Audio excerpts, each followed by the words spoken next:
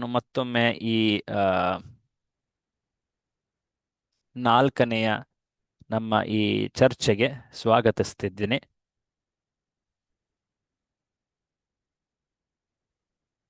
ಒಂದು ನಿಮಿಷ.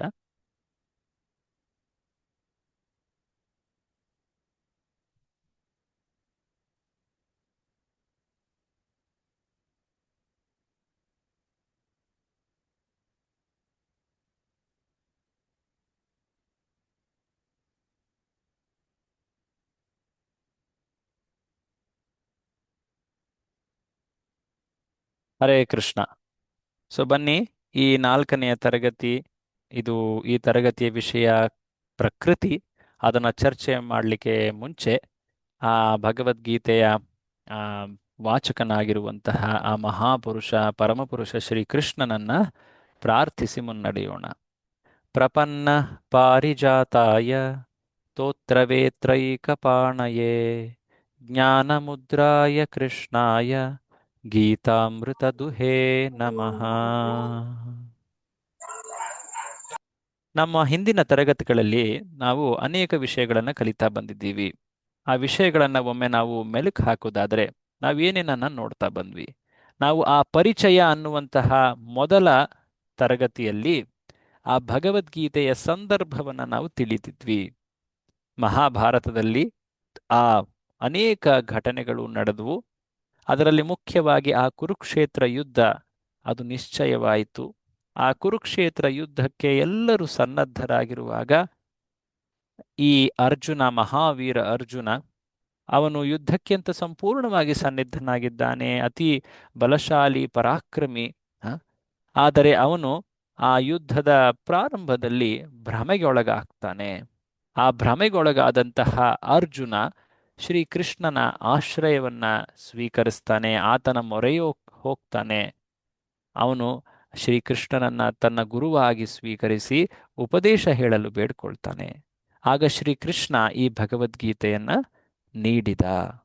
ಈ ಭಗವದ್ಗೀತೆ ಇದು ಕೇವಲ ಅರ್ಜುನನಿಗೆ ಮಾತ್ರ ಅಲ್ಲ, ಅದು ಪೂರ್ತಿ ಮನುಷ್ಯ ಜಗತ್ತಿಗೆ, ಆ ಮನುಷ್ಯ ಜೀವ ಸಂಕುಲಕ್ಕೆಂದು ಶ್ರೀಕೃಷ್ಣ ಅರ್ಜುನನನ್ನ ನಿಮಿತ್ತನಾಗಿ ಮಾಡಿಕೊಂಡು ಈ ಜ್ಞಾನವನ್ನ ನೀಡಿದ್ದಾನೆ.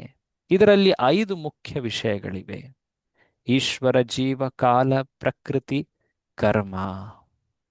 ಈ 5 ವಿಷಯಗಳಲ್ಲಿ ನಾವು ಹಿಂದಿನ ತರಗತಿಗಳಲ್ಲಿ ನಾವು ನೋಡ್ತಾ ಬಂದಿದ್ದೀವಿ. ಆ ಅರ್ಜುನ ಯಾಕೆ ಯುದ್ಧ ಮಾಡೋದ್ರಿಂದ ಹಿಂಜರದ ಅನ್ನೋ ಒಂದು 5 ಕಾರಣಗಳನ್ನು ನೋಡಿದ್ವಿ.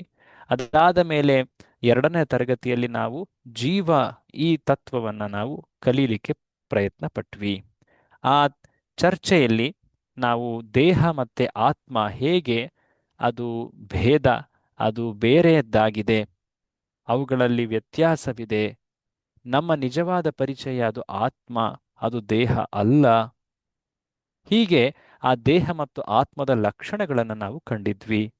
ದೇಹ ಅದು ಕ್ಷಣಿಕ, ಅದು ಸದಾ ಬದಲಾಗ್ತಾ ಇರುತ್ತೆ. ಆತ್ಮ ಅದು ಶಾಶ್ವತ, ಅದಕ್ಕೆ ಯಾವುದೇ ರೀತಿ ಬದಲಾವಣೆ ಆಗೋದಿಲ್ಲ. ಇದಾದ ಮೇಲೆ ನಾವು 3ನೆಯ ತರಗತಿಯಲ್ಲಿ, ಅಂದರೆ ನಿನ್ನೆಯ ತರಗತಿಯಲ್ಲಿ, ಕರ್ಮ ಈ ವಿಷಯದ ಬಗ್ಗೆ ಚರ್ಚೆಯನ್ನು ಮಾಡಿದ್ವಿ. ಆ ಚರ್ಚೆಯಲ್ಲಿ ನಾವು ನೋಡಿದ್ದು ಏನು? ಆ ಚರ್ಚೆಯಲ್ಲಿ ನಾವು ನೋಡಿದ್ವಿ ಮನುಷ್ಯ ತನ್ನ ಮುಂದಿನ ಜನ್ಮದ ಶರೀರವನ್ನ ಹೇಗೆ ನಿರ್ಧರಿಸಬಹುದು. ಆತನ ಮನಸ್ಸಿನಲ್ಲಿರುವಂತಹ ಆಸೆ ಆಕಾಂಕ್ಷೆಗಳು ಮತ್ತೆ ಆತನ ಪೂರ್ವ ಕರ್ಮಗಳ ಆಧಾರದ ಮೇಲೆ ಇದು ಆಗತ್ತೆ. ಹಾಗಿದ್ದಲ್ಲಿ ಕರ್ಮ ಎಂದರೇನು?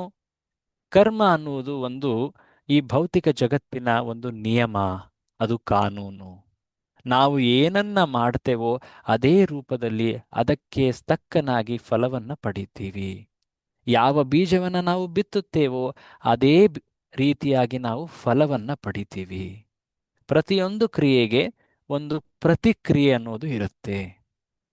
ಯಾವೊಬ್ಬ ವ್ಯಕ್ತಿ ಒಳ್ಳೆಯ ಕಾರ್ಯಗಳನ್ನು ಮಾಡ್ತಾನೋ ಆತ ಒಳ್ಳೆಯ ಪ್ರತಿಕ್ರಿಯೆಯನ್ನ, ಫಲವನ್ನ ಪಡಿತಾನೆ. ಯಾವೊಬ್ಬ ವ್ಯಕ್ತಿ ಕೆಟ್ಟ ಕಾರ್ಯಗಳನ್ನು ಮಾಡ್ತಾನೋ ಅಥವಾ ಪಾಪ ಕಾರ್ಯಗಳನ್ನು ಮಾಡ್ತಾನೋ ಆತ ಆ ಕೆಟ್ಟ ಫಲಗಳನ್ನ, ದುಃಖವನ್ನ, ನೋವನ್ನ ಪಡಿತಾನೆ. ಆ ಕೆಟ್ಟದ್ದು ಒಳ್ಳೆಯದು ಇದನ್ನ ಶಾಸ್ತ್ರಗಳು, ಆ ಪರಮಪುರುಷ ಆ, ದೇವೋತ್ತಮ ಶ್ರೀಕೃಷ್ಣನೇ ಹೇಳಿದ್ದಾನೆ ಶಾಸ್ತ್ರಗಳಲ್ಲಿ. ಮುಖ್ಯವಾಗಿ ಆ 4 ಕಾರ್ಯಗಳು ಅವು ಅತಿ ಪಾಪಮಯ ಕಾರ್ಯಗಳು. ಮಾಂಸಾಹಾರ, ವ್ಯಭಿಚಾರ, ಜೂಜಾಟ, ಮಾದಕ ವಸ್ತುಗಳ ಸೇವನೆ, ಅವುಗಳಿಂದ ನಾವು ಸದಾ ದೂರವಿರಬೇಕು. ಅದರಿಂದ ದೂರವಿದ್ದಷ್ಟು ನಾವು ಆಧ್ಯಾತ್ಮಿಕ ಜೀವನದಲ್ಲಿ ಅಷ್ಟೇ ಅಲ್ಲ, ಭೌತಿಕ ಜೀವನದಲ್ಲೂ ನಾವು ಸುಖವಾಗಿರ್ತೀವಿ. ಹೀಗೆ ಇದನ್ನ ನಾವು ಮೇಲೇರಿ ನಡಿಬೇಕು. ಇಂತಹ ಪಾಪ ಕಾರ್ಯಗಳಿಂದ ನಾವು ಮೇಲೇರಬೇಕಂದ್ರೆ ನಾವು ಆ 5 ತುಂಬಾ ಉತ್ತಮವಾದಂತಹ ಕಾರ್ಯಗಳಲ್ಲಿ ತೊಡಗಬೇಕು. ಅದು ಸಂತರ ಸಂಘ, ಸತ್ಸಂಗ, ಗ್ರಂಥಗಳ ಅಧ್ಯಯನ, ನಂತರ ನಾಮ ಜಪ, ಭಗವಂತನ ಪವಿತ್ರ ನಾಮಗಳ ಜಪ, ನಂತರ ಆಹಾರ, ಅದನ್ನು ಭಗವಂತನಿಗೆ ನೈವೇದ್ಯ ಹಿಡಿದು ಅದು ಪ್ರಸಾದವೇನಾಗುತ್ತೆ ಅದನ್ನು ಸೇವಿಸೋದು, ಅದಲ್ಲದೆ ನಮ್ಮ ಕಾರ್ಯಗಳನ್ನು ಭಗವಂತನಿಗೆ ಅರ್ಪಿಸುವುದು, ಅದಕ್ಕೆ ಸೇವೆ ಅಂತ ಹೇಳ್ತಾರೆ. ಇದನ್ನು ನಾವು ಹಿಂದಿನ ತರಗತಿಯಲ್ಲಿ ಕಲ್ತಿದ್ವಿ. ಈ ದಿನ ಇಂದಿನ ತರಗತಿಯಲ್ಲಿ ನಾವು ಮುಂದಿನ ಅಂಶವಾದಂತಹ ಪ್ರಕೃತಿ, ಇದನ್ನ ಕಲಿತೀವಿ. ಏನಿದು ಪ್ರಕೃತಿ? ಈ ಪ್ರಕೃತಿ ಅನ್ನೋ ಶಬ್ದದಿಂದ ನಾವೇನ್ ತಿಳಿತೀವಿ? ನಮ್ಮ ಸುತ್ತಮುತ್ತಲಿರುವಂತಹ ಪರಿಸರ ಅಥವಾ ಜಗತ್ತು ಅಥವಾ ಸೃಷ್ಟಿ. ನೋಡಿ, ಈ ಜಗತ್ತು ತುಂಬಾ ವಿಶೇಷವಾದಂತಹ ಸೃಷ್ಟಿ. ಇದರಲ್ಲಿ ಅನೇಕ ವಿಸ್ಮಯಕಾರಿ ವಿಚಿತ್ರ ವಿಚಿತ್ರ ಅಂಶಗಳಿವೆ. ಭಗವದ್ಗೀತೆಯಲ್ಲಿ ಶ್ರೀಕೃಷ್ಣ ಈ ಜಗತ್ತನ್ನ ತಾನು ಹೇಗೆ ಸೃಷ್ಟಿಸಿದ್ದೇನೆ ಅನ್ನೋದನ್ನ ಹೇಳ್ತಾನೆ. ಶ್ರೀಕೃಷ್ಣನ ಮಾತುಗಳಲ್ಲಿ 7ನೇ ಅಧ್ಯಾಯದ ಈ 4ನೆಯ ಶ್ಲೋಕ ಇದೆ. ಭೂಮಿರಾಪೋ ನಲೋ ವಾಯು ಖಂ ಮನೋ ಬುದ್ಧಿರೇವ ಚ ಅಹಂಕಾರ ಇತಿ ಯಮ್ಮೆ ಭಿನ್ನ ಪ್ರಕೃತಿರಷ್ಟಧಾ. ಶ್ರೀಕೃಷ್ಣನ ಈ ಪ್ರಕೃತಿ ಅಥವಾ ಶಕ್ತಿ ಆಗಿರುವಂತಹ ಈ ಭೌತಿಕ ಜಗತ್ತು, ಇದಕ್ಕೆ ಭಿನ್ನ ಪ್ರಕೃತಿ ಅಥವಾ ಭೌತಿಕ ಪ್ರಕೃತಿ ಅಂತ ಹೇಳಲಾಗಿದೆ. ಈ ಪ್ರಕೃತಿ, ಭೌತಿಕ ಪ್ರಕೃತಿ, ಈ ಭೌತಿಕ ಜಗತ್ತು, ಇದು 8 ಅಂಶಗಳಿಂದ ಮಾಡಲ್ಪಟ್ಟಿದೆ. ಈ 8 ಅಂಶಗಳು ಆ ಶ್ರೀಕೃಷ್ಣನ ಶಕ್ತಿಗಳು ಅಂತ ಕೃಷ್ಣನೇ ತಾನೇ ಇದನ್ನ ಘೋಷಿಸಿದ್ದಾನೆ ಭಗವದ್ಗೀತೆಯಲ್ಲಿ. ಏನದು 8 ಅಂಶಗಳು? ಭೂಮಿ, ನೀರು, ಅಗ್ನಿ, ವಾಯು, ಆಕಾಶ, ಇವುಗಳನ್ನು ಪಂಚಮಹಾಭೂತಗಳಂತ ಹೇಳ್ತಾರೆ. ಅದಲ್ಲದೆ ಸೂಕ್ಷ್ಮ ವಸ್ತುಗಳಾದ ಮನಸ್ಸು, ಬುದ್ಧಿ ಮತ್ತು ಅಹಂಕಾರ, ಒಟ್ಟಾಗಿ 8 ಅಂಶಗಳು. ಈ 8 ಅಂಶಗಳಿಂದ ಈ ಭೌತಿಕ ಜಗತ್ತಿನ ಸೃಷ್ಟಿಯಾಗಿದೆ. ಈ ಜಗತ್ತಿನಲ್ಲಿ ನಾವು ಏನನ್ನೇ ಕಂಡರೂ, ಏನನ್ನೇ ನಾವು ಅನುಭವಿಸಿದರೂ, ಅವೆಲ್ಲವೂ ಕೂಡ ಈ 8 ಅಂಶಗಳ ಮಿಲನದಿಂದ, ಅನೇಕ ರೀತಿಯ ಅನೇಕ ಪ್ರಮಾಣದಲ್ಲಿ ಇವುಗಳ ಮಿಲನವಾದಾಗ ಅಥವಾ ಅವುಗಳಿಂದ ಮಾರ್ಪಾಟಾದಾಗ ನಾವು ಬೇರೆ ಬೇರೆ ಸೃಷ್ಟಿಯನ್ನ ಕಾಣ್ತೀವಿ. ಈ ಜಗತ್ತಿನಲ್ಲಿ ನಾವು ಅನೇಕ ರೀತಿಯ ಜೀವಿಗಳನ್ನು ಕೂಡ ನೋಡ್ತೀವಿ. ಪ್ರಾಣಿ, ಜಲಚರಗಳು, ಪಶು, ಪಕ್ಷಿಗಳು, ಉರಗಗಳು, ವೃಕ್ಷಗಳು, ಹಸುಗಳು, ಸಿಂಹ, ಈ ರೀತಿಯಾಗಿ ಅನೇಕ. ಅದರಲ್ಲಿ ಮನುಷ್ಯ ಅನ್ನುವ ಒಂದು ವಿಶೇಷ ಜೀವವೂ ಇದೆ. ಪ್ರತಿಯೊಂದು ಪ್ರಾಣಿಯಲ್ಲಿ ಒಂದು ವಿಶೇಷವಾದಂತಹ ಶಕ್ತಿ ಇದೆ, ವಿಶೇಷವಾದಂತಹ ಒಂದು ಕಲೆ ಅಥವಾ ಸಾಮರ್ಥ್ಯವಿದೆ. ಉದಾಹರಣೆಗೆ ಮೀನು, ಅದು ತುಂಬ ಬೇಗನೆ ಈಜಬಹುದು. ಅದೇ ಆ ಆನೆ, ಅದಕ್ಕೆ ಶರೀರದಲ್ಲಿ ಅದು ಮಹಾ ಶಕ್ತಿಶಾಲಿ. ಅದೇ ಪಕ್ಷಿಗಳಾದಂತಹ ಈ ಗಿಡುಗ ಅಥವಾ ಏನ್ ಹೇಳ್ತಾರೆ, ಈ ಗಿಡುಗ ಮುಖ್ಯವಾಗಿ ಹದ್ದು, ಅದು ತುಂಬ ಎತ್ತರದಲ್ಲಿ ಹಾರತಾ ಇರುತ್ತೆ. ಅಷ್ಟೇ ತೀಕ್ಷ್ಣವಾಗಿ ಅದರ ದೃಷ್ಟಿಯೂ ಇರುತ್ತೆ. ಕೆಲ ಪ್ರಾಣಿಗಳಾದಂತಹ ಈ ಕುದುರೆ ತುಂಬ ಅತಿ ವೇಗವಾಗಿ ಓಡಬಲ್ಲದು. ಹೀಗೆ ಪ್ರತಿ ಪ್ರಾಣಿಯಲ್ಲೂ ಒಂದು ವಿಶೇಷತೆ ಇದೆ. ಮನುಷ್ಯನಲ್ಲೂ ಆ ವಿಶೇಷತೆ ಏನಾದರೂ ಇದೆಯಾ?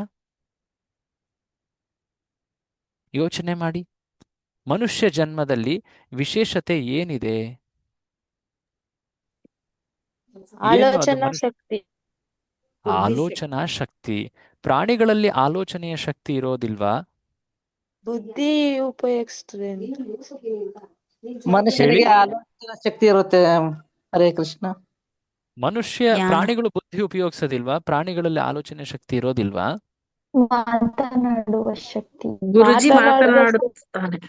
ಓಕೆ. ಗುರುಜಿ ಪ್ರಾಣಿಗಳು ಮಾ ಕೂಡ ಒಂದು ರೀತಿ ಮಾತು, ಒಂದು ರೀತಿ ಸದ್ದನ್ನು ಮಾಡ್ತವೆ. ಈ ಗಿಣಿ ಕೂಡ ಮಾತನಾಡುತ್ತಲ್ವಾ? ಏನ್ ಹೇಳ್ತೀರಾ? ಹಾ, ಗಿಣಿಗಿನಿ ಭಾವನೆಗಳನ್ನು ವ್ಯಕ್ತಪಡಿಸುವುದು. ಭಾವನೆಗಳನ್ನ ವ್ಯಕ್ತಪಡಿಸೋದು. ಓಹೋ. ಕೆಲ ಆಲೋಚನಾ ಪ್ರಾಣಿಗಳಲ್ಲೂ ಶಕ್ತಿ ಇರುತ್ತೆ. ಭಾವನೆಗಳನ್ನ ಈಗ ಜ್ಞಾನ ನೋಡ್ತೀವಿ ಇರುತ್ತೆ. ನಾವು. ಕೆಲವು ಪ್ರಾಣಿಗಳಲ್ಲೂ ಕೂಡ, ಉದಾಹರಣೆಗೆ ಹಸು ಆಗಿರಬಹುದು, ನಾಯಿ ಆಗಿರಬಹುದು, ಅದಕ್ಕೆ ಜನ ಅಷ್ಟೊಂದು ಪ್ರಾಣಿಗಳನ್ನ ಸಾಕ್ತಾರೆ, ಅದ್ರ ಜೊತೆ ಎಷ್ಟು ಮಮತೆಯನ್ನು ಬೆಳೆಸ್ಕೊಳ್ತಾರೆ. ಪ್ರಾಣಿಗಳಲ್ಲಿ ಆಲೋಚನಾ ಆ ಶಕ್ತಿ ಭಾವನೆ ಇರುತ್ತೆ. ಇಲ್ವಾ? ಜ್ಞಾನ ಮತ್ತು ಆಲೋಚನಾ ಶಕ್ತಿ ಅಂದ್ರೆ ಏನು? ಅದ್ ನನಗೆ ಅರ್ಥ ಆಗ್ತಾ ಇಲ್ಲ, ಸ್ವಲ್ಪ ಸ್ಪಷ್ಟ ಮಾಡ್ಬೇಕು ನೀವು. ಆ ಮನುಷ್ಯನಿಗೆ ಯಾವುದು ಸರಿ ಯಾವುದು ತಪ್ಪು ಅನ್ನುವ ಬುದ್ಧಿ ವಿವೇಕ ಇರುತ್ತೆ ಪ್ರಭುಜಿ. ಆಹಾ. ಓಹೋ. ಮಾತು ಓಕೆ ಓಕೆ, ಆ ವಿವೇಕ ಇದೆ ಮನುಷ್ಯನಿಗೆ, ಸರಿ ತಪ್ಪು ಅನ್ನೋದ್ರ ವಿವೇಕ ಇದೆ. ಓಕೆ, ಮತ್ತಿನ್ನೇನಾದ್ರು? ಮಾತು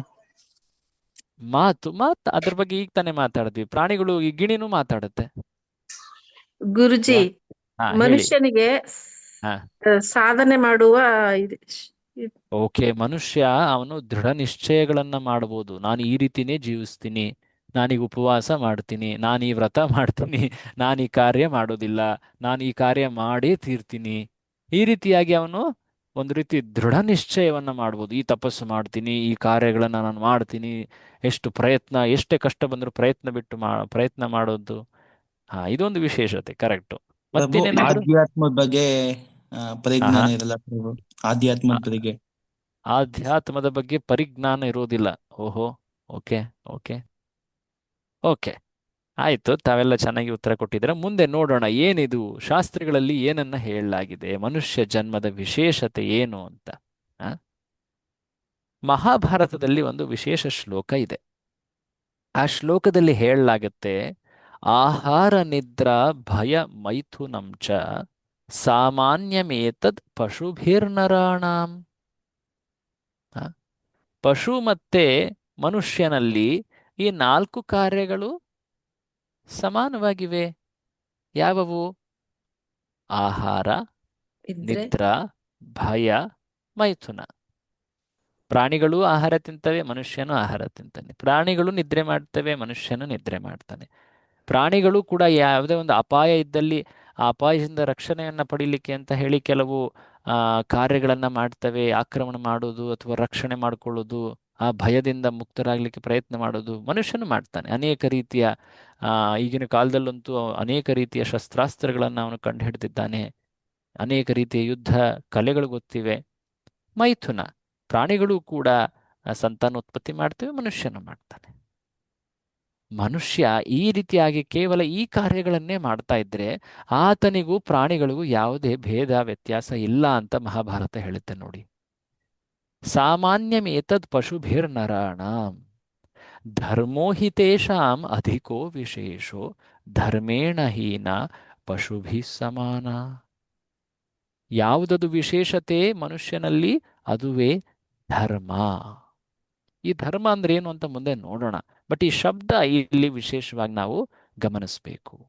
ಯಾವ ಮನುಷ್ಯ ಧರ್ಮವನ್ನ ಪಾಲಿಸೋದಿಲ್ವೋ ಅವನು ಪಶು ಸಮಾನ ಅಂತ ಈ ಶ್ಲೋಕದಲ್ಲಿ ಹೇಳಲಾಗಿದೆ. ಏನಿದು ಧರ್ಮ ಅಂದ್ರೆ? ಇದರ ಅರ್ಥ ಏನು? ಇದನ್ನು ನಾವು ಸ್ವಲ್ಪ ಅರ್ಥ ಮಾಡ್ಕೊಳಕ್ಕೆ ಪ್ರಯತ್ನ ಮಾಡೋಣ.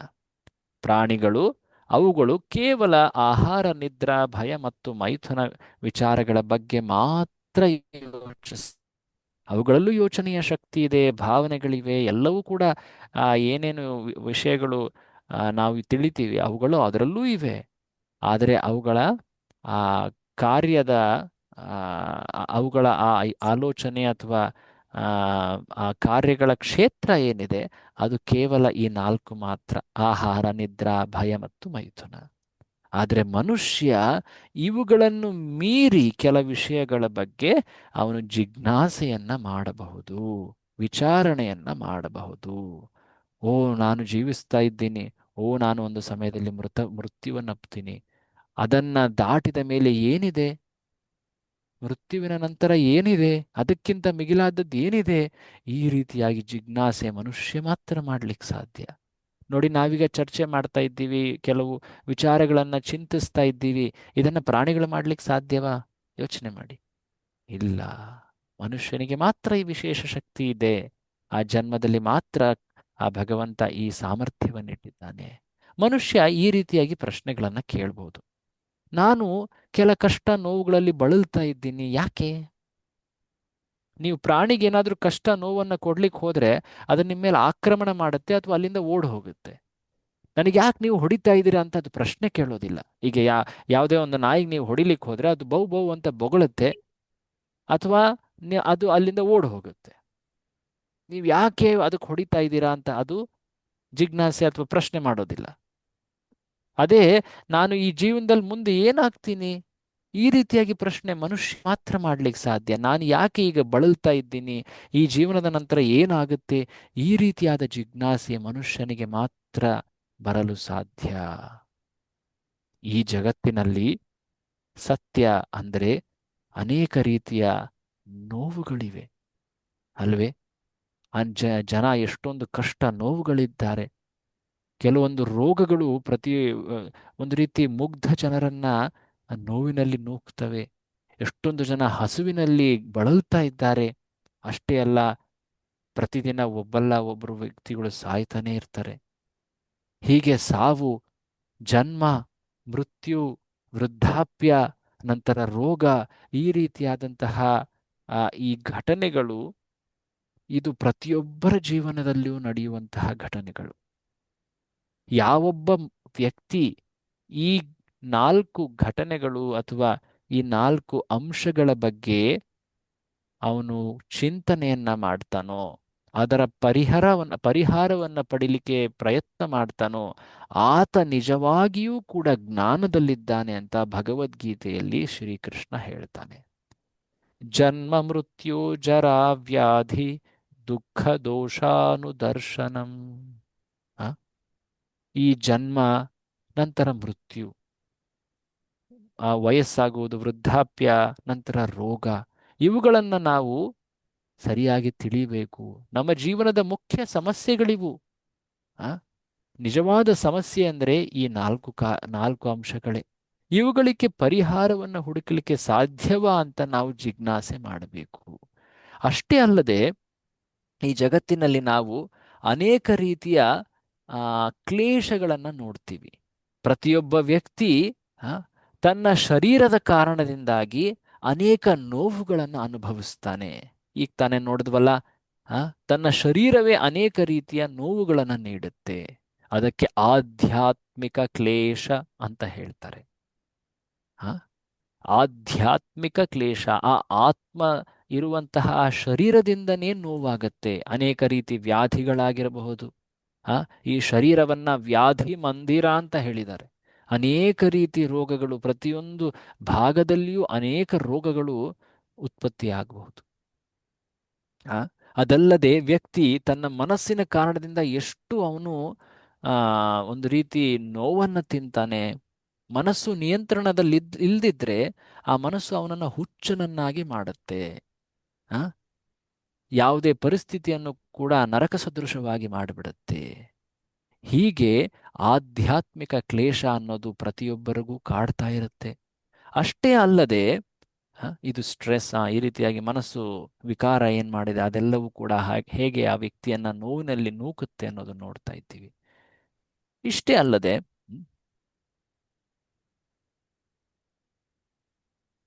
ನಮ್ಮ ಸುತ್ತಮುತ್ತಲಿರುವಂತಹ ಅನೇಕ ಜೀವಿಗಳು ಕೂಡ ನಮಗೆ ನೋವನ್ನು ಉಂಟು ಮಾಡಬಹುದು.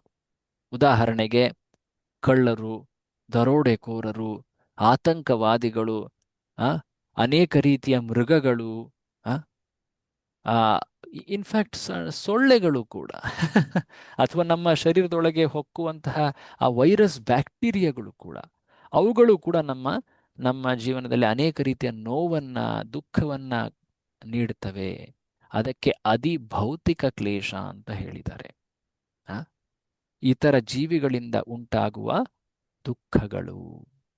ಇಷ್ಟೇ ಅಲ್ಲದೆ ಪರಿಸರದಿಂದ, ನಿಸರ್ಗದಿಂದ ನಮಗೆ ಅನೇಕ ರೀತಿಯ ವಿಪತ್ತು ಅಥವಾ ದುಃಖಗಳು ಬರಬಹುದು. ಪ್ರಕೃತಿ ವಿಕೋಪಗಳು ಅಂತ ಹೇಳ್ತೀವಿ. ಈಗ ಸದ್ಯ ಚಳಿಗಾಲ ಪ್ರಾರಂಭ ಆಗಿದೆ. ಸ್ವಲ್ಪ ಸಮಯದ ನಂತರ ಅತಿಯಾಗಿ ಚಳಿಯಾಗತ್ತೆ, ತುಂಬ ಕಷ್ಟವಾಗತ್ತೆ. ಸ್ವಲ್ಪ ದಿನದ ಹಿಂದೆ ಜೋರಾಗಿ ಮಳೆ ಬರ್ತಾ ಇತ್ತು. ಅದರ ಹಿಂದೆ ಅತಿಯಾಗಿ ಬಿಸಿಲಿತ್ತು ಅಲ್ವೇ?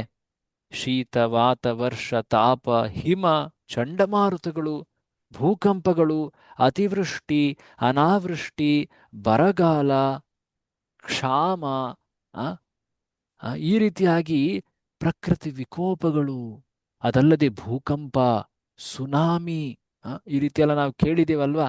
ಭೂಕುಸಿತಗಳು, ಚಂಡಮಾರುತಗಳು,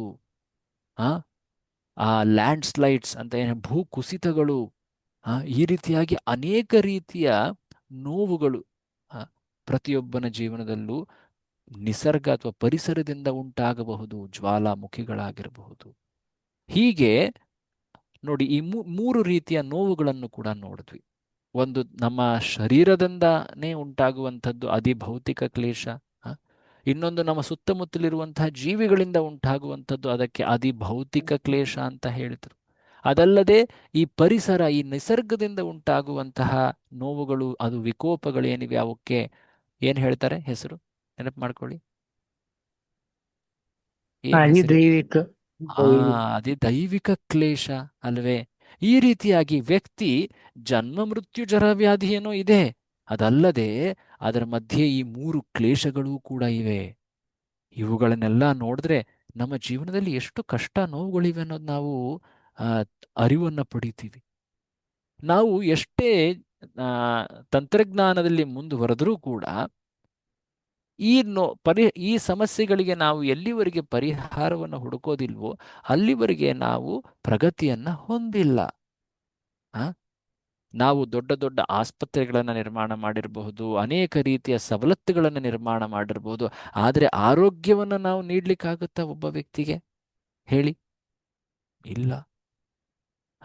ಸೊ ಈ ಸಮಸ್ಯೆಗಳೇನಿವೆ ಇವು ಎಲ್ಲರಿಗೂ ಅನ್ವಯವಾಗುತ್ತೆ. ಅವುಗಳಿಗೆ ಪರಿಹಾರ ಅನ್ನೋದು ಕೇವಲ ತಂತ್ರಜ್ಞಾನ, ಭೌತಿಕ ಜ್ಞಾನದ ಪ್ರಗತಿಯಿಂದ ಅಲ್ಲ. ಅದಕ್ಕೆ ಪರಿಹಾರ ಏನು? ಅದನ್ನು ಭಗವದ್ಗೀತೆಯಲ್ಲಿ ಅದರ ಬಗ್ಗೆ ಶ್ರೀಕೃಷ್ಣ ಹೇಳಿದ್ದಾನೆ. ನೋಡಿ, ನಾವು ಎಲ್ಲರೂ ಕೂಡ ಆತ್ಮ, ಇದನ್ನು ನಾವು ಮೊದಲನೆಯ ತರಗತಿಯಲ್ಲಿ ಕಂಡಿದ್ವಿ. ಆ ಆತ್ಮದ ನಿಜ ಪರಿಸರ, ಅದು ನಿಜ ಸ್ಥಿತಿ, ಅದು ಆ ಆಧ್ಯಾತ್ಮಿಕ ಪರಿಸರ, ಆಧ್ಯಾತ್ಮಿಕ ಪ್ರಕೃತಿ ಅಥವಾ ಆಧ್ಯಾತ್ಮಿಕ ಜಗತ್ತು. ಅಲ್ಲಿದ್ದಾಗ ಆ ಆತ್ಮ ಸಂತುಷ್ಟಿ, ಆನಂದವನ್ನು ಅನುಭವಿಸಬಹುದು.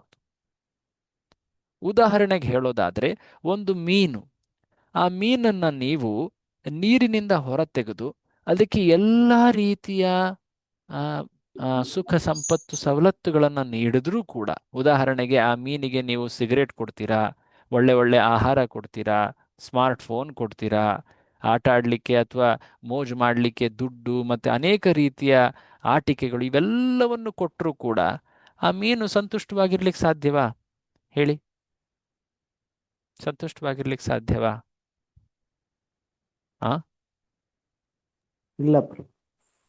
ಇಲ್ಲ. ಯಾವಾಗ ಆ ಮೀನು ಸಂತುಷ್ಟವಾಗಿರ್ಲಿಕ್ಕೆ ಸಾಧ್ಯ?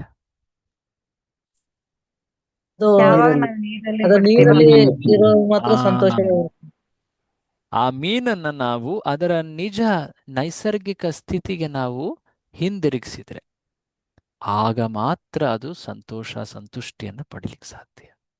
ಹಾಗೆಯೇ ನಾವೆಲ್ಲರೂ ಆಧ್ಯಾತ್ಮಿಕ ಆತ್ಮ.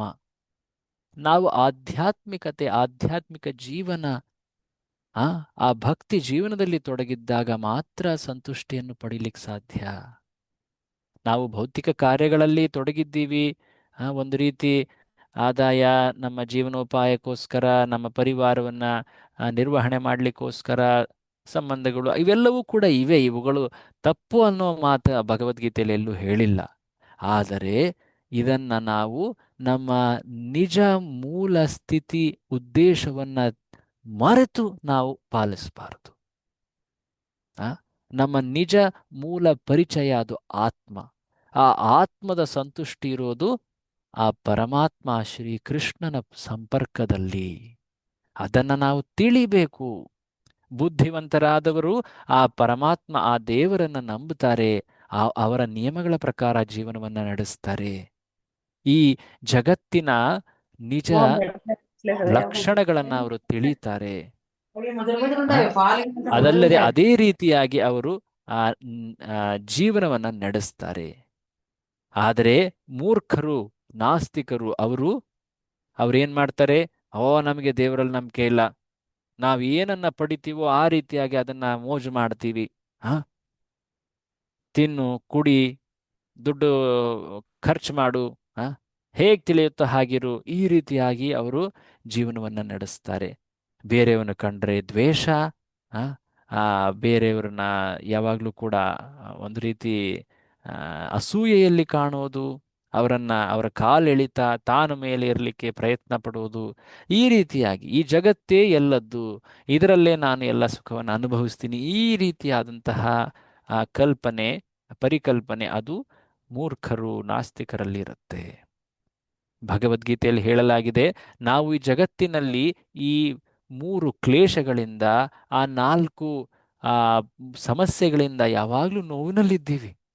ಇದರಿಂದ ನಾವು ಮುಕ್ತರಾಗಬೇಕಂದ್ರೆ ನಾವು ಆ ಪರಮಾತ್ಮನ ಸಂಪರ್ಕಕ್ಕೆ ಹೋಗಬೇಕು. ನಾವು ಆ ಪರಮಾತ್ಮನಿಗೆ ವಿಮುಖರಾಗಿ ನಾವು ಈ ಜಗತ್ತಿಗೆ ನಾವು ಬಂದಿರೋದ್ರಿಂದ ಈ ರೀತಿಯಾದಂತಹ ಕಷ್ಟ ನೋವುಗಳನ್ನು ಅನುಭವಿಸ್ತಾ ಇದ್ದೀವಿ. ಹಾಗಿದ್ದಲ್ಲಿ ನಾನು ಮೃತ್ಯುವನ್ನಪ್ಪಿದ ಮೇಲೆ ಎಲ್ಲಿ ಹೋಗ್ತೀನಿ? ಈ ರೀತಿಯಾಗಿ ಮನುಷ್ಯ ಚಿಂತಿಸಿದಾಗ ಶ್ರೀಕೃಷ್ಣ ಭಗವದ್ಗೀತೆಯಲ್ಲಿ ಹೇಳ್ತಾನೆ, ಊರ್ಧ್ವಮೂಲಂ ಅಧಃ ಶಾಖಂ ಅಶ್ವತ್ಥಂ ಪ್ರಾಹುರವ್ಯಯಂ. ಇದು ತುಂಬಾ ಪ್ರಸಿದ್ಧವಾದಂತಹ ಶ್ಲೋಕ. 15ನೆಯ ಅಧ್ಯಾಯದ ಮೊದಲ ಶ್ಲೋಕ ಇದು. ಪುರುಷೋತ್ತಮ ಯೋಗ ಅಂತ ಈ ಅಧ್ಯಾಯವನ್ನ ಕರೀತಾರೆ, 15ನೇ ಅಧ್ಯಾಯ. ಭಗವಂತ ಶ್ರೀಕೃಷ್ಣ ಈ ಅಧ್ಯಾಯದಲ್ಲಿ ಭೌತಿಕ ಜಗತ್ತು ಅಥವಾ ಪ್ರಕೃತಿ ಮತ್ತು ಆಧ್ಯಾತ್ಮಿಕ ಜಗತ್ತು ಅಥವಾ ಪ್ರಕೃತಿಯ ಬಗ್ಗೆ ವರ್ಣನೆ ಮಾಡ್ತಾನೆ. ಅಲ್ಲಿ ಹೇಳ್ತಾನೆ ಶ್ರೀಕೃಷ್ಣ, ಒಂದು ವೃಕ್ಷವಿದೆ. ಏನಿದು ವೃಕ್ಷ? ಇದೊಂದು ಅಶ್ವತ್ಥ ವೃಕ್ಷ. ಅಶ್ವತ್ಥಂ ಪ್ರಾಹು. ಈ ವೃಕ್ಷದ ಹೆಸರು ಅಶ್ವತ್ಥ. ಅಶ್ವತ್ಥ ವೃಕ್ಷ ಕೇಳಿದಿರಲ್ವಾ? ತುಂಬಾ ಪವಿತ್ರವಾದಂತಹ ವೃಕ್ಷ ಇದು. ಆದರೆ ಈ ವೃಕ್ಷದಲ್ಲಿ ವಿಚಿತ್ರ ಏನು ಅಂದ್ರೆ, ಊರ್ಧ್ವಮೂಲಂ, ಈ ವೃಕ್ಷದ ಈ ಮರದ ಬೇರು ಮೇಲಿದೆಯಂತೆ, ಊರ್ಧ್ವಮೂಲ. ಅಧಃ ಶಾಖ, ಇದರ ರೆಂಬೆ ಕೊಂಬೆಗಳು ಕೆಳಗಿವೆಯಂತೆ. ಸಾಮಾನ್ಯವಾಗಿ ಬೇರು ಕೆಳಗಿರುತ್ತೆ, ರೆಂಬೆ ಕೊಂಬೆಗಳು ಮೇಲಿರ್ತವಲ್ವಾ? ಆದರೆ ಈ ಅಶ್ವತ್ಥ ವೃಕ್ಷದ ಬೇರು ಮೇಲಿದೆ, ಊರ್ಧ್ವ. ಅಧಃ ಶಾಖ, ಅದರ ಶಾಖೆ ಅಂದ್ರೆ ಮರ ಕೊಂಬೆಗಳು, ಏನು ರೆಂಬೆ ಕೊಂಬೆಗಳು ಏನಿವೆ ಅವು ಕೆಳಗಿವೆ ಅಂತೆ. ಈ ರೀತಿಯಾದಂತಹ ಮರವನ್ನ ನಾವೆಲ್ಲಾದ್ರೂ ಕಾಣ್ತೀವ? ನೋಡಿದಿರಾ ಈ ಜಗತ್ತಿನಲ್ಲಿ ಈ ರೀತಿ ಬೇರೆ ಮೇಲಿರುವಂತಹ ಮರ? ಯಾರಾದ್ರೂ ನೋಡಿದಿರಾ ಹೇಳಿ? ಇಲ್ಲ ಪ್ರಭು. ಆಲದ ಮರ. ಆಲದ ಮರನೇ, ಬಟ್ ಈ ರೀತಿ ಬೇರು ಉಲ್ಟಾ ಇರುತ್ತಾ? ಈ ಆಲದ ಮರಕ್ಕೆ ಬೇರೆ ಮೇಲಿದ್ದು ರೆಂಬೆ ಕೊಂಬೆಗಳು ಕೆಳಗಿರ್ತಾವ? ನೋ ಇಲ್ಲ. ಪ್ರಭು. ಇಲ್ಲ. ಇಲ್ಲ. ಆದ್ರೆ ಕೃಷ್ಣ ಹೇಳ್ತಾ ಇದ್ದಾನೆ ಅಂದ್ರೆ ಅದು ಸುಳ್ಳಾಗಿರೋದಿಲ್ಲ ಅಲ್ವಾ? ಒಂದು ನಿಮಿಷ, ಒಂದೇ ಒಂದು ನಿಮಿಷ.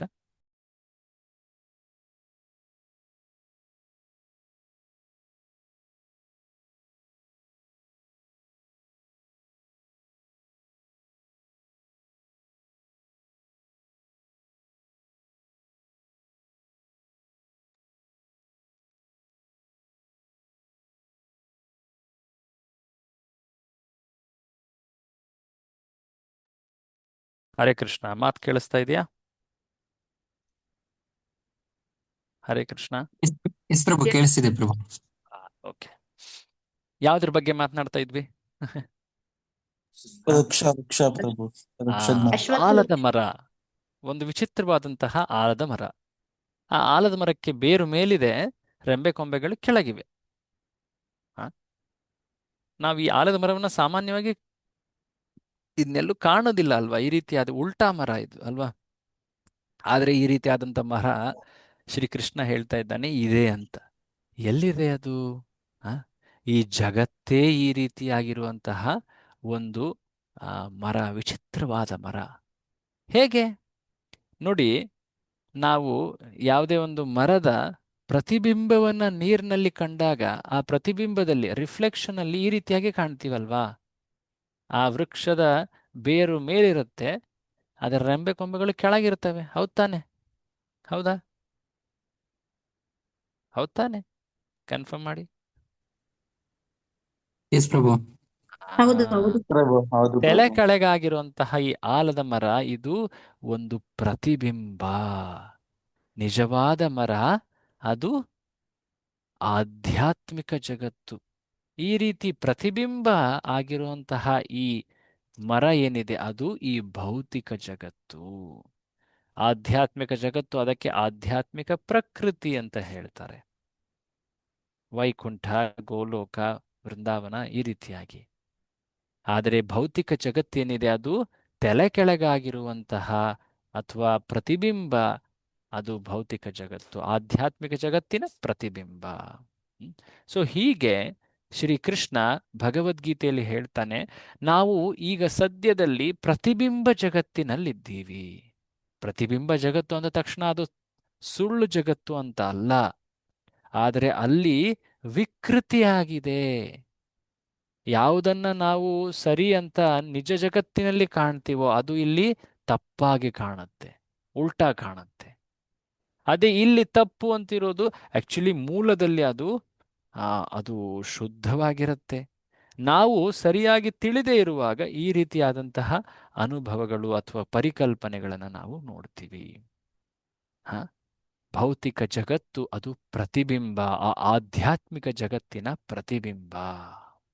ಹಾ ಹಾಗಿದ್ದಲ್ಲಿ ಆ ಆಧ್ಯಾತ್ಮಿಕ ಜಗತ್ತಿಗೆ ನಾನು ಹೇಗೆ ಹೋಗಬಹುದು? ಶ್ರೀಕೃಷ್ಣ ಒಂದು ಮಾರ್ಗವನ್ನ ಈ ಅಧ್ಯಾಯದಲ್ಲಿ ಹೇಳ್ತಾನೆ. ಇದೇ ಅಧ್ಯಾಯ 15ನೇ ಅಧ್ಯಾಯದಲ್ಲಿ 5ನೆಯ ಶ್ಲೋಕ. ನಿರ್ಮಾಣ ಮೋಹಾಜಿತ ಸಂಗ ದೋಷ ಆಧ್ಯಾತ್ಮ ನಿತ್ಯ ವಿನಿವೃತ್ತ ಕಾಮ ದ್ವಂದ್ವೈರ್ವಿಮುಕ್ತಾತ್ ಸುಖ ದುಃಖ ಸಂಜ್ಞೈರ್ ಗಚ್ಚಂತ್ಯಮೂಢಾ ಪದಮವ್ಯಯಂ ತತ್. ಶ್ರೀಕೃಷ್ಣ ಹೇಳ್ತಾನೆ, ಸುಳ್ಳು ಪ್ರತಿಷ್ಠೆಯಿಂದ, ಮೋಹದಿಂದ ಮತ್ತು ಸುಳ್ಳು ಸಂಘದಿಂದ ಮುಕ್ತರಾದವರು ನಿರ್ಮಾಣ ನಿರ್ಮೋಹ ಜಿತ ಸಂಘದೋಷ ಈ ಶಬ್ದವನ್ನು ಹೇಳ್ತಾ ಇದ್ದಾರೆ. ಅಷ್ಟೇ ಅಲ್ಲದೆ ನಿತ್ಯವಾದದ್ದನ್ನ ಅರಿತವರು, ಐಹಿಕ ಕಾಮವನ್ನ ತ್ಯಜಿಸಿದವರು, ಸುಖ ದುಃಖಗಳ ದ್ವಂದ್ವದಿಂದ ಬಿಡುಗಡೆಯಾದವರು ಮತ್ತು ಗೊಂದಲವಿಲ್ಲದೆ ಆ ಪರಮಪುರುಷನಿಗೆ ಶರಣಾಗುವುದು ಹೇಗೆ ಎನ್ನುವುದನ್ನು ತಿಳಿದವರು, ಇವರು ಆ ಶಾಶ್ವತವಾದ ಆ ನೇರ ವೃಕ್ಷದಂತಿರುವಂತಹ ಆ ಆಧ್ಯಾತ್ಮಿಕ ಜಗತ್ತು ವೈಕುಂಠಕ್ಕೆ ಅವರು ಹೋಗಬಹುದು, ಆ ಸ್ಥಾನವನ್ನು ಅವರು ಪಡೆಯಬಹುದು. ನೋಡಿ, ಭಗವದ್ಗೀತೆಯಲ್ಲಿ ಈ ಭೌತಿಕ ಜಗತ್ತಿನ ನಿಜ ಲಕ್ಷಣಗಳನ್ನು ಹೇಳಲಾಗಿದೆ. ಈ ಭೌತಿಕ ಜಗತ್ತು, ಇಲ್ಲಿ ಅನೇಕ ರೀತಿಯ ಕಷ್ಟ ನೋವುಗಳಿವೆ. ಶ್ರೀಕೃಷ್ಣ ಭಗವದ್ಗೀತೆಯಲ್ಲಿ ದುಃಖಾಲಯಂ ಅಶಾಶ್ವತಂ ಅಂತ ಈ ಜಗತ್ತನ್ನು ಕರೆದಿದ್ದಾನೆ. ಈ ಜಗತ್ತು ಇದು ತಾತ್ಕಾಲಿಕ, ಕ್ಷಣಿಕ. ಇದು ಒಮ್ಮೆ ಸೃಷ್ಟಿಯಾಗತ್ತೆ, ಮತ್ತೆ ಪ್ರಳಯವಾಗತ್ತೆ, ನಂತರ ಮತ್ತೆ ಸೃಷ್ಟಿಯಾಗತ್ತೆ, ಮತ್ತೆ ಪ್ರಳಯವಾಗತ್ತೆ. ಇಲ್ಲಿ ಯಾವುದೂ ಕೂಡ ಶಾಶ್ವತವಿಲ್ಲ. ಅಷ್ಟೇ ಅಲ್ಲದೆ ಈ ಜಗತ್ತು, ಈ ಭೌತಿಕ ಜಗತ್ತು ಇದು ದುಃಖಾಲಯ. ಇಲ್ಲಿ ಅನೇಕ ರೀತಿಯ ದುಃಖಗಳಿವೆ. ಯಾವ್ಯಾವ ದುಃಖಗಳು ನಾವು ನೋಡಿದ್ವಲ್ವಾ? ಜನ್ಮ, ಮೃತ್ಯು, ಜರ, ವ್ಯಾಧಿ. ಅದಲ್ಲದೆ ಆ 3 ಕ್ಲೇಶಗಳು, ಯಾರಾದ್ರೂ ನೆನಪಿಸ್ಕೊಳ್ಳಿ ಅದರ ಹೆಸರುಗಳು. ಆ 3 ಕ್ಲೇಶಗಳ ಹೆಸರು ಯಾರು ನೆನೆಸ್ಕೊಳ್ಳಿ, ನೆನಪಿಸ್ಕೊಳ್ಳಿ. ಆದಿದೈವಿಕ, ಆದಿಬೌದ್ಧಿಕ, ಆದಿಭೌತಿಕ, ಆಧ್ಯಾತ್ಮಿಕ ಕ್ಲೇಶ, ಆದಿ ಹಾ ಭೌತಿಕ ಕ್ಲೇಶ, ಆದಿ ದೈವಿಕ ಕ್ಲೇಶ. ಸರಿಯಾಗಿ ಹೇಳಿದಿರಿ. ಈ 3 ಕ್ಲೇಶಗಳು ಕೂಡ ಇವೆ. ಈ ಕ್ಲೇಶಗಳು ಹಾಗಾಗಿ ಈ ಜಗತ್ತು ಇದು ಸುಖಕರವಾದಂತಹ ಜಾಗ ಅಲ್ಲ. ಇಲ್ಲಿ ನಾವು ಕೆಲ ನಿಯಮಗಳನ್ನು ಪಾಲಿಸಬೇಕು. ಇಲ್ಲ ಅಂದ್ರೆ ಈ ಜಗತ್ತಿನಿಂದ ನಾವು ಅನೇಕ ನೋವು ಕಷ್ಟಗಳನ್ನ ಪಡೀತಾ ಹೋಗ್ತೀವಿ. ಜೀವನ ತುಂಬಾ ಕಷ್ಟವಾಗ್ತದೆ. ಭಗವದ್ಗೀತೆಯಲ್ಲಿ ಕೃಷ್ಣ ಈ ಜಗತ್ತಿನಲ್ಲಿ ನಾವು ಹೇಗೆ ಜೀವಿಸಬೇಕು ಅನ್ನೋದು ಕೂಡ ಹೇಳಿದ್ದಾನೆ. ಆ ಜೀವನದ ಕಲೆಯನ್ನು ಕೂಡ ತಿಳಿಸಿದ್ದಾನೆ. ಅದನ್ನ ಪಾಲಿಸಿದರೆ ಕೆಲ ಮಟ್ಟಕ್ಕೆ, ಕೆಲವು ಅಂಶಗಳವರೆಗೆ ನಮ್ಮ ದುಃಖಗಳು ಕಡಿಮೆ ಆಗಬಹುದು. ಆದರೂ ಈ ಜಗತ್ತಿನ ಸ್ವಭಾವ ಅದು ಇದ್ದೇ ಇರುತ್ತೆ. ನಾವು ಆ ಆಧ್ಯಾತ್ಮಿಕ ಜಗತ್ತನ್ನು ತಲುಪಲಿಕ್ಕೆ ಪ್ರಯತ್ನ ಪಡಬೇಕು. ಅದಕ್ಕೆ ಮಾರ್ಗ ಏನು? ಅದನ್ನು ಕೃಷ್ಣ ಇಲ್ಲಿ ಹೇಳ್ತಾ ಇದ್ದಾನೆ. ಪ್ರಾಮಾಣಿಕರಾಗಿ ಆ ಆ, ಒಂದು ರೀತಿ ಸತ್ಸಂಗದಲ್ಲಿ ಆ, ಆಧ್ಯಾತ್ಮಿಕ ಜ್ಞಾನವನ್ನ ಬೆಳೆಸ್ಕೊಳ್ತಾ ಈ ಆ ಅನರ್ಥಗಳೇನಿದ್ದಾವೆ, ಕಾಮ ಕ್ರೋಧ ಮದ ಲೋಭ ಮೋಹ ಮಾತ್ಸರ್ಯ, ಇವುಗಳನ್ನ ತ್ಯಜಿಸಿ ಆ ಆ ಪರಮಪುರುಷ, ಆ ಭಗವಂತ ಶ್ರೀ ಕೃಷ್ಣನಿಗೆ ಶರಣಾಗುವಂತಹ ಆ ಮಾರ್ಗವನ್ನ ತಿಳಿದು ಅನುಸರಿಸಿ, ಆಗ ಮಾತ್ರ ನಾವು ಆ ಆಧ್ಯಾತ್ಮಿಕ ಜಗತ್ತು, ಆ ವೈಕುಂಠ ಗೋಲೋಕವನ್ನ ಪಡೆಯಬಹುದು. ಹೀಗೆ ನಮ್ಮ ನಿಜವಾದ ಸ್ಥಿತಿ, ನಮ್ಮ ಸುಖಕರವಾದಂತಹ ಸ್ಥಿತಿ ಅದು ಆ ಪರಮಧಾಮದಲ್ಲಿದೆ.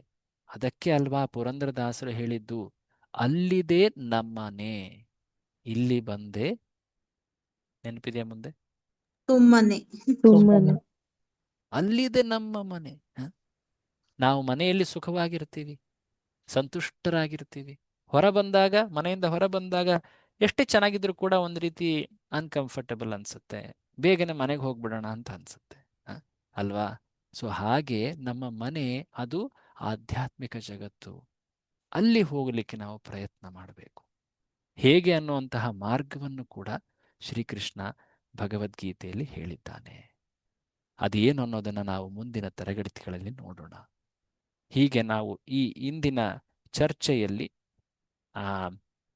ಈ ಪ್ರಕೃತಿ ಅನ್ನೋ ಒಂದು ತತ್ವವನ್ನು ತಿಳಿಲಿಕ್ಕೆ ಪ್ರಯತ್ನ ಪಟ್ವಿ. ಸಂಕ್ಷೇಪವಾಗಿ ಹೇಳೋದಾದರೆ, ಈ ಪ್ರಕೃತಿ ತತ್ವ, ಇದರಲ್ಲಿ 8 ಅಂಶಗಳಿವೆ. ಇದು ಭೌತಿಕ ಪ್ರಕೃತಿ ಮತ್ತು ಆಧ್ಯಾತ್ಮಿಕ ಪ್ರಕೃತಿ ಎರಡರ ಬಗ್ಗೆಯೂ ಕೂಡ ಇಲ್ಲಿ ಹೇಳಲಾಗಿದೆ ಭಗವದ್ಗೀತೆಯಲ್ಲಿ. ಭೌತಿಕ ಪ್ರಕೃತಿ ಅಂದರೆ ಈ ಲೌಕಿಕ ಜಗತ್ತು, ಈ ಬ್ರಹ್ಮಾಂಡ, ಈ ಭೌತಿಕ ಸೃಷ್ಟಿ. ಈ ದೊಡ್ಡ ಭೌತಿಕ ಸೃಷ್ಟಿ ಏನಿದೆ, ಇದರಲ್ಲಿ 8 ಅಂಶಗಳಿವೆ. ಆ 8 ಅಂಶಗಳಿಂದನೇ ಈ ಎಲ್ಲ ಭೌತಿಕ ಸೃಷ್ಟಿ ಆಗಿರೋದು. ಭೂಮಿ, ಜಲ, ಅಗ್ನಿ, ವಾಯು, ನಂತರ ಆಕಾಶ, ಅದಾದ ಮೇಲೆ ಮನಸ್ಸು, ಬುದ್ಧಿ, ಅಹಂಕಾರ. ಈ 8 ಅಂಶಗಳ ಮಿಶ್ರಣದಿಂದಾನೇ ಈ ಜಗತ್ತು ಸೃಷ್ಟಿಯಾಗಿದೆ, ನಡೀತಾ ಇದೆ. ಅದಲ್ಲದೆ ಅನೇಕ ರೀತಿಯ ಜನ್ಮಗಳು ಇದ್ದಾವೆ, ಜೀವರಾಶಿಗಳಿವೆ. ಅದರಲ್ಲಿ ಮನುಷ್ಯ ಜೀವರಾಶಿ ಅದು ವಿಶೇಷವಾದದ್ದು. ಮನುಷ್ಯ ಜೀವರಾಶಿಗೆ ಒಂದು ವಿಶೇಷ ಸಾಮರ್ಥ್ಯವನ್ನ ಭಗವಂತ ನೀಡಿದ್ದಾನೆ. ಅದೇನು? ಅದು ನಾವು ಆ ಧರ್ಮದ ಬಗ್ಗೆ ಜಿಜ್ಞಾಸೆಯನ್ನ ಮಾಡಬಹುದು. ಆ ಧರ್ಮ ಅಂದ್ರೆ ಏನು? ಆ ಧರ್ಮ ಅಂದ್ರೆ ನಮ್ಮ ನಿಜ ಸ್ವರೂಪದ ಬಗ್ಗೆ ಚಿಂತನೆ. ನಮ್ಮ ನಿಜ ಸ್ವರೂಪ ಏನು? ಆಗ್ಲೇ ಆ ಉದಾಹರಣೆ ನೋಡಿದ್ವಲ್ಲ, ಆ ಮೀನಿನ ಉದಾಹರಣೆ ನೆನಪಿಟ್ಕೊಳ್ಳಿ. ಹೇಗೆ ಆ ಮೀನು ನೀರಿಗೆ ಮರಳಿ ಹೋದಾಗ ಅದು ಸಂತುಷ್ಟಿಯನ್ನು ಅನುಭವಿಸಿತ್ತು, ಹಾಗೆ ನಾವು ನಮ್ಮ ನಿಜ ಸ್ವರೂಪಕ್ಕೆ ತೆರಳಿದಾಗ ನಾವು ಸುಖ ಆನಂದವನ್ನ ಅನುಭವಿಸ್ತೀವಿ. ನಾವು ಆಧ್ಯಾತ್ಮಿಕ ಆತ್ಮ, ನಾವು ಆ ಪರಮಾತ್ಮ ಭಗವಂತ ಶ್ರೀಕೃಷ್ಣನ ಜೊತೆಯಲ್ಲಿ ಮಾತ್ರ ಸಂತುಷ್ಟಿಯನ್ನು ಅನುಭವಿಸ್ಲಿಕ್ಕೆ ಸಾಧ್ಯ. ಈ ಜಗತ್ತಿನಲ್ಲಿ ಅನೇಕ ರೀತಿಯ ಕಷ್ಟ ನೋವುಗಳಿವೆ. ಜನ್ಮ, ಮೃತ್ಯು, ಜರ, ವ್ಯಾಧಿ, ಆ 3 ಕ್ಲೇಶಗಳು. ಇವುಗಳಿಂದ ಮೇಲೇರಬೇಕಂದ್ರೆ ನಾವು ಆ ಭಗವಂತನ ಭಕ್ತಿ ಮಾರ್ಗವನ್ನ ಸ್ವೀಕರಿಸಿ ಪಾಲಿಸಬೇಕು. ಆ ಆಧ್ಯಾತ್ಮಿಕ ಜಗತ್ತು ಅದು ನೇರವಾದ ವೃಕ್ಷದಂತೆ, ಆದರೆ ಈ ಭೌತಿಕ ಜಗತ್ತು ಇದು ವಕ್ರ ಪ್ರತಿಬಿಂಬದಂತೆ. ಇಲ್ಲಿ ನಾವು ಏನನ್ನೂ ಕೂಡ ನಿಜವಾಗಿ ಸತ್ಯವಾಗಿ ಅನುಭವಿಸ್ಲಿಕ್ಕೆ ಆಗೋದಿಲ್ಲ. ಅದು ಸತ್ಯದಂತೆ ತೋರುತ್ತೆ, ಆದರೆ ಅದರಲ್ಲಿ ಅನುಭವ, ಅಲ್ಲಿ ಯಾವುದೇ ರೀತಿಯ ಆನಂದವಿಲ್ಲ. ಈ ಜಗತ್ತಿನಲ್ಲಿ ಕಾಣುವಂತಹ ಅನೇಕ ರೀತಿಯ ಸುಖ ಅನ್ನುವಂತಹ ಅಂಶಗಳೇನಿವೆ, ಅವು ಕೆಲ ಕ್ಷಣಿಕ ಸಮಯದವರೆಗೆ ಮಾತ್ರ ಏನೋ ಒಂದು ರೀತಿಯ ಆ ಅನುಭೂತಿಯನ್ನು ನೀಡಬಹುದು. ಆದರೆ ಸ್ವಲ್ಪ ಸಮಯದ ನಂತರ ಅವು ಬೇಸರವನ್ನು ನೀಡ್ತವೆ. ಆ ನಂತರ ಆ ಬೇಸತ್ತು ನಾವು ಅದರಿಂದ ಯಾವಾಗ ಮುಕ್ತರಾಗ್ತೀವೋ ಅಂತ ನೋಡ್ತೀವಿ. ಅದಷ್ಟೇ ಅಲ್ಲದೆ ಅನೇಕ ರೀತಿಯ ಚಿಂತೆಗಳು, ನೋವುಗಳನ್ನು ನಾವು ನೀಡ್ತಾ ಹೋಗ್ತವೆ. ಹಾಗಾಗಿ ಜಗತ್ತನ್ನ ದುಃಖಾಲಯ ಶಾಶ್ವತ ಅಂತ ಹೇಳಿದ್ದಾರೆ. ಈ ಜಗತ್ತಿನಲ್ಲಿ ನಾವಿರುವಾಗ ಭಗವಂತ ನೀಡಿರುವಂತಹ ನಿಯಮಗಳೇನಿವೆ ಅವುಗಳನ್ನ ಗೌರವಿಸಿ ಜೀವಿಸಬೇಕು. ಅಷ್ಟೇ ಅಲ್ಲದೆ ನಮ್ಮ ನಿಜ ಪರಿಚಯವನ್ನ ನಾವು ತಿಳಿತಾ ಸತ್ಸಂಗದಲ್ಲಿ, ಸ್ವಾಧ್ಯಾಯ ಅಥವಾ ಗ್ರಂಥಗಳ ಅಧ್ಯಯನದಲ್ಲಿ ಆ ಭಕ್ತಿ ಪರಿಪಾಲನೆಯಲ್ಲಿ, ವಿಶೇಷವಾಗಿ ಭಗವಂತನ ಪವಿತ್ರ ನಾಮದ ಜಪದಲ್ಲಿ ಹರೇ ಕೃಷ್ಣ ಕೃಷ್ಣ ಕೃಷ್ಣ ಹರೇ ಹರೇ, ಹರೇ ರಾಮ ರಾಮ ರಾಮ ಹರೇ ಹರೇ, ಈ ರೀತಿಯಾಗಿ ಭಗವಂತನ ನಾಮಗಳ ನಿತ್ಯ ಸ್ಮರಣೆಯಲ್ಲಿ ನಾವು ಇಂತಹ ಕಾರ್ಯಗಳನ್ನು ಮಾಡೋದ್ರಿಂದ, ಭಕ್ತಿ ಕಾರ್ಯಗಳನ್ನು ಮಾಡೋದ್ರಿಂದ ಈ ಆಧ್ಯಾತ್ಮಿಕ ಈ ಭೌತಿಕ ಜಗತ್ತನ್ನು ತೊರೆದು ಆಧ್ಯಾತ್ಮಿಕ ಜಗತ್ತನ್ನು ತಲುಪಬಹುದು. ಇದು ಈ ತತ್ವದಲ್ಲಿ ನಾವು ಕಂಡಿದ್ದೀವಿ. ತಮ್ಮೆಲ್ಲರಿಗೂ ಕೂಡ ಧನ್ಯವಾದ. ನಾವು ಮುಂದಿನ ಚರ್ಚೆಯಲ್ಲಿ ಮುಂದಿನ ತತ್ವಗಳಾದಂತಹ ಈಶ್ವರ ಮತ್ತು ಕಾಲ ಈ ಅಂಶಗಳನ್ನು ನೋಡೋಣ. ತಮ್ಮೆಲ್ಲರಿಗೂ ಧನ್ಯವಾದ. ಹರೇ ಕೃಷ್ಣ.